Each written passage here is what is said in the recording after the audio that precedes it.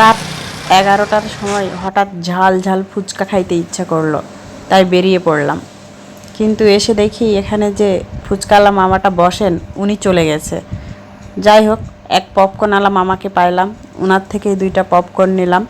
তারপরে এখানে দেখি এক মামা কাঁচা সবজি বিক্রি করছে, বাসায় কাঁচামরিচ ছিল না, তাই কিছু কাঁচামরিচ নিয়ে নিলাম।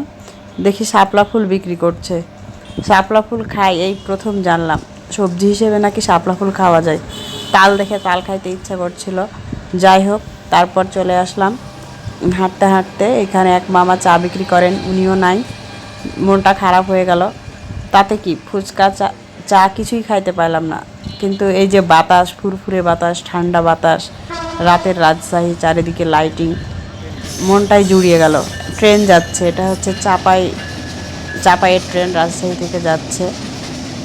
ফুচকা খাওয়া হোক আর না হোক, একটা ভিডিও তো হলো, তাই আপনাদের সাথে শেয়ার করলাম। যারা এতক্ষণ ধৈর্য নিয়ে আমার ভিডিওটি দেখলেন এবং বক বক শুনলেন, তাদের সবাইকে অনেক ধন্যবাদ। এবং সবার কাছে অনুরোধ রইল, প্লিজ প্লিজ প্লিজ আমার পেজটি ফলো করে দিন পরবর্তী ভিডিও পাওয়ার জন্য।